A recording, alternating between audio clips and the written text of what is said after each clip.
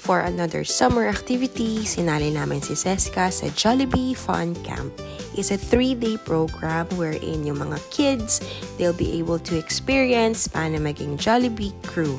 So ayan, marami silang natutunan dito. But first, saan kaming branch? Sa may Tansa. Yung branch na malapit sa SM Tansa, yung katabi nun. Dun lang kasi meron sa malapit sa amin. Alam nyo, super nakaka-happy tong activity na to. Super saya ni Seska kasi favorite niya si Jollibee and at the same time yung mommy tuwang-tuwa din. So first, ang ginawa nila is of course, they introduce themselves and then after nyan, naglaro sila. So, may mga games din. Pero yung mga parents, pinalabas nila kasi para nga naman makapag-focus din yung kids dun sa ginagawa nilang activity.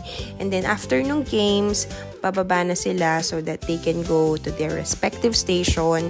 They were grouped by 3. So, may sarili-sarili silang station. And then, doon sa mga station na maa-assign sa kanila, yun, i-assist naman sila ng mga crew and isa-isang ipapakita sa kanila kung paano yung ginagawa and isa-isa rin sila makaka-experience. Jolly morning!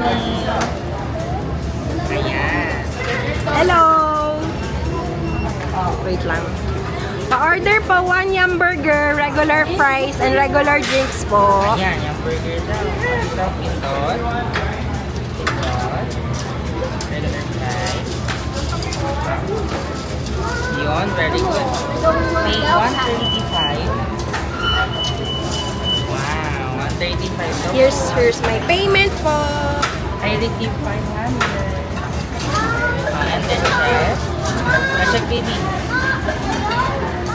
Ayan, check. Sige, check. And yun, very good. And ayan. Likod kayo, ma'am. Ah, oh, sige. At X mo muna, X. Then back. Okay. And then, yun, very good. And yun na nga, yung first station nila is yung cashier station. And alam nyo, ang maganda dito is everyday talaga silang pumupunta sa mga station na yan. Hindi katulad dun sa na-experience naman sa McDonald's. Not comparing naman, pero masaya rin naman sa McDo, but then dito kasi araw-araw talaga silang napunta bawat station. So for example, on the first day, naikot nila yung cashier station, yung drive-thru station, yung claiming area doon sa drive-thru, and then doon din sila napunta rin sila sa mga nagsuserve. Yan, araw-araw yun ginagawa nila. So the second day, ganun ulit, cashier, and then drive-thru, and then claiming area, and then doon ulit sa serving station.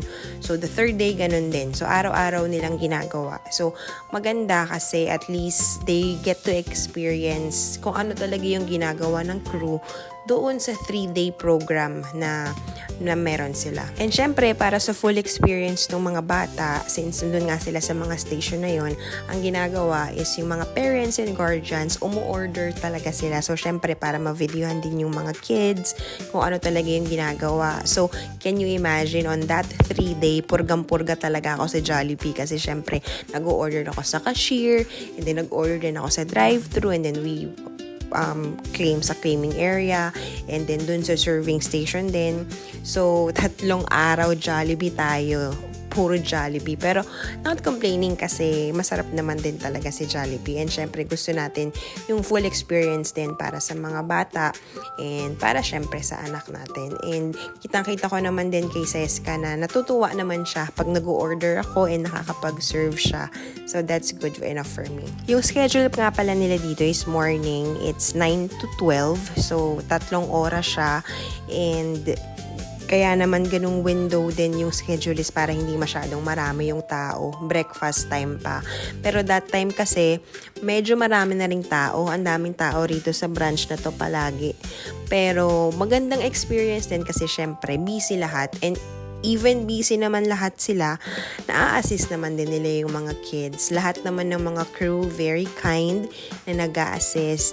They are making sure na lahat ng mga kids is mabibigyan ng pagkakataon or magkakaroon ng limelight per station.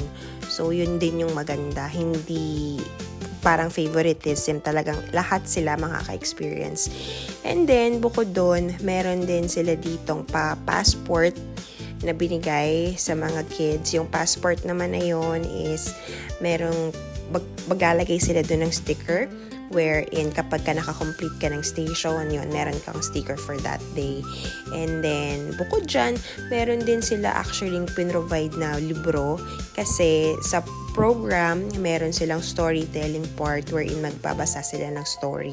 So, on those 3 days, 3 din yung book nila. So, 1 book per day. So, napakasulit talaga for me nitong experience na to. So, ang una nilang ginawa na food on their first day is the burger. The Yum Burger, of course, the famous Yum Burger. And si Seska, favorite niya din to. After nilang gawin yung burger, they can eat it after kasi yun na yung parang snack nila for the day. So, diba, parang you get to experience the full activity for the stations, and then aside from that, gagawa pa kayo ng mga famous na bestseller sa Jollibee. So, after noon, pwede nyo rin kainin after. So, yun, napakasulit. Alam nyo ba kung magkano lang to? 799 lang. And then, inclusive na yan nung hat or nung cap, and then yung apron. And then, yun, meron din silang tote bag. Ang daming freebies actually. Pag sumali ka pa sa mga games, talagang meron ka pang makukuha ng mga prizes. So, lucky din kasi sama kami sa first batch. So, ito na yung sa second day naman nila is syempre ang ginawa nila is the famous Jollibee spaghetti. So, lahat ng tao, paborito to. Hindi ko alam kung sino may hindi paborito, pero ito yung pinaka-pride ng Jollibee. Yung ano nila, Jollibee spaghetti. And yan, so meron silang binigay na noodles, of course, sauce, and then cheese. Yan, so after nyan, kinain na rin naman ni Seska. And then on the third day naman, ang ginawa nila is Sunday. So tinuruan sila paano gumawa ng Sunday. And then after nun, sila na rin yung kakain ng Sunday na yon. So, diba, sulit na sulit talaga yung experience. So, I'm thinking probably next year, sali kami ulit. Both naman, Jollibee, McDo. Actually, naghahanap pa nga ako ng iba, baka pwedeng Shakey's din. Pero wala akong mahanap na malapit near our area. Pero yun nga, kung gusto nyong ma-experience din ng anak nyo to, punta kayo sa Jollibee Facebook page or check nyo sa Jollibee website kung ano yung mga participating stores kasi limited lang siya, hindi lahat ng Jollibee branches meron. So, ayun, after ng third day nila, actually yung third day, yun na yung pinaka-graduation nila. And sa graduation nila, ang last food nila is of course Jollibee Chicken Joy. And ang isa sa pinakamaganda dito is andun si Jollibee, of course. So syempre, sino bang may hindi gusto kay Jollibee kahit nga matanda, 'di ba? Gustong gusto kay Jollibee kasi napakabibo talaga. And yan lang ata yung mascot na love ni Seska kasi hindi talaga malove si Seska sa mga mascot, takot pa siya. Pero pag kay Jollibee, ay nako, tuwang-tuwa talaga si Seska. So yun, ang saya ng experience na to. Yun, so after nilang graduate yan, nag-provide sila ng certificate of participation, of course. And then, ayun, na picture, and then kain lang, and then yun, uwi na.